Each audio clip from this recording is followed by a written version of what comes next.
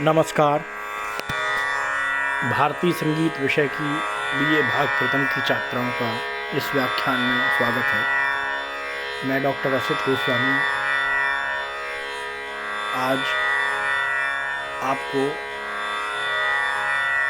सैद्धांतिक प्रथम प्रश्न पत्र का प्रथम इकाई का राग विवरण के अंतर्गत जो टॉपिक है उसमें से राग वृंदावनी सारंग के बारे में आपको थोड़ा सा विस्तार से बताऊंगा। राग वृंदावनी सारंग के क्या लक्षण हैं, किस प्रकार से उनमें कौन कौन से स्वर वर्जित हैं, कौन से स्वर कोमल तीव्र लगते हैं, किस थाट से उत्पन्न हुआ है इत्यादि, इन सब बातों का आज हम यहाँ पे डिस्कस करेंगे। इस दोहे में आप जैसा कि देख रहे हैं, वर्ज्य करे धैवत गंधार गावत काफी अंग, दो निषाद रे पर संवाद है वृंदावनी सारंग। यानी वर्ज्य करे धैवत गंधार मतलब धैवत और गंधार यानी ध और ग, ये दो स्वर वर्ज्य करें। वर्ज्य करे मतलब वर्जित हैं। इसका अर्थ है कि इनका प्रयोग इस राग में नहीं होगा। गावत काफी अंग यानी काफी की तरह से, काफी के अंग से इसको गाया बजाया जाएगा। दो निषाद रे प संवाद यानी दो निषाद का मतलब शुद्ध निषाद भी प्रयोग होगा और कोमल निषाद भी इसमें प्रयोग होगा।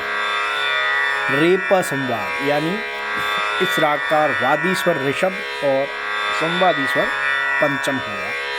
है वृंदावनी सारंग यानी ऐसा राग जिसमें ग भ वर्जित हों, काफी के अंग से जिसको गाया बजाया जाए, दोनों निषाद का प्रयोग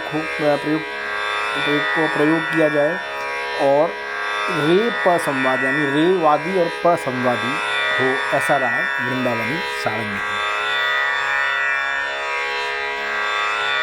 जैसा कि दोहे से स्पष्ट हुआ कि यह काफी ठाट का राग है और कई बार इसे वृंदावनी सारंग की बजाय केवल सारंग भी कहा जाता है। अगर हम केवल सारंग कोई राग का नाम उच्चारण करें तो उसका अर्थ यही है कि वह वृंदावनी सारंग गाया या बजाया जा रहा है।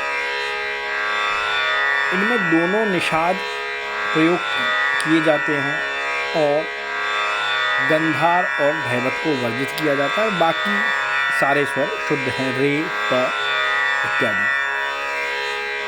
अब दोनों निषाद प्रयुक्त किए जाते हैं यानी शुद्ध निषाद का भी प्रयोग होगा और कोमल निषाद का भी प्रयोग होगा। तो जहाँ पे दोनों एक ही स्वर के दोनों रूप प्रयुक्त होते हैं जिस राग में, उसका एक बहुत सामान्य सा नियम यह है कि जब आरोह में हम गाते या बजाते हैं तो तीव्र या शुद्ध रूप प्रयोग किया जाता है और जब अवरोहात्मक गाते या बजाते हैं तो उसका कोमल रूप प्रयोग किया जाता है। यानी नीचे स्वर से ऊंचे स्वर के जाते वक्त हम शुद्ध निषाद का प्रयोग करेंगे इसमें और ऊपर के स्वर से नीचे के स्वर की तरफ जाने के लिए हम इसमें कोमल निषाद का प्रयोग करेंगे। यानी जिस निषाद के बाद में सा या रे इत्यादि होगा वह निषाद शुद्ध होगा और जिस निषाद के बाद में पंचम या मध्यम इत्यादि हो वह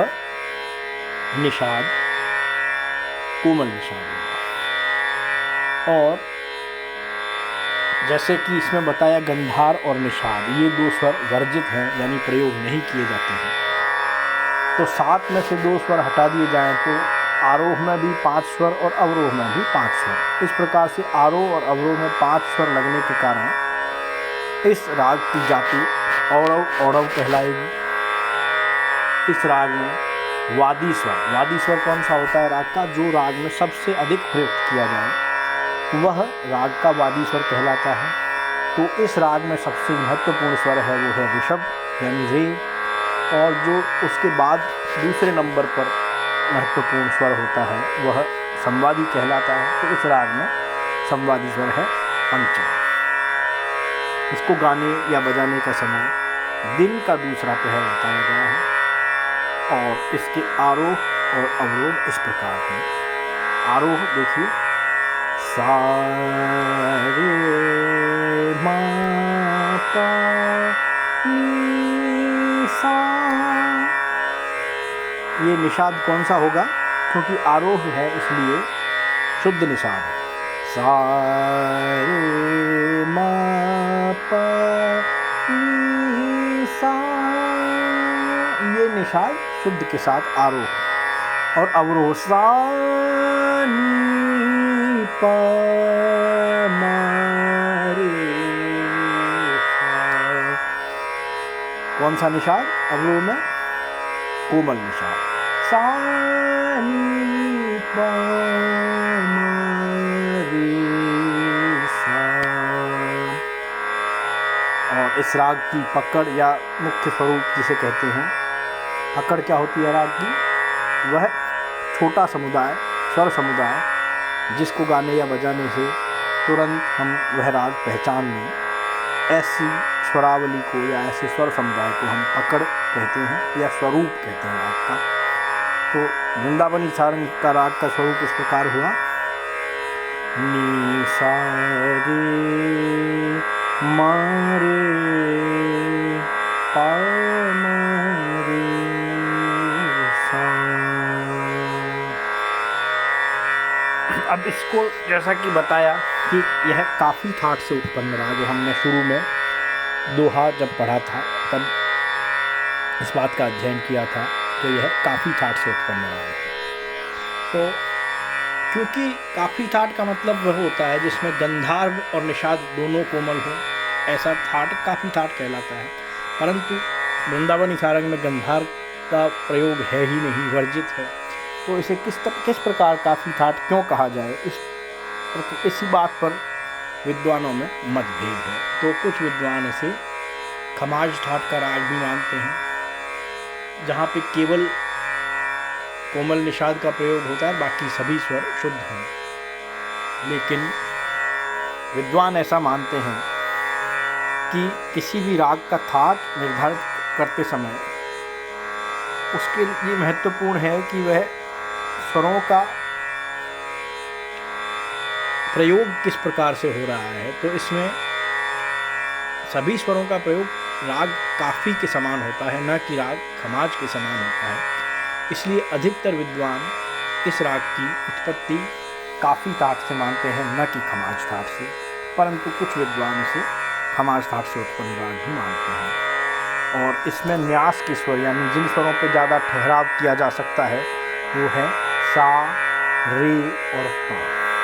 इसके मिलते जुलते राग हैं सूरदासी मल्हार और साथ साथ मधुमाद सारंग और मेघ मल्हार भी इससे मिलते जुलते राग हैं।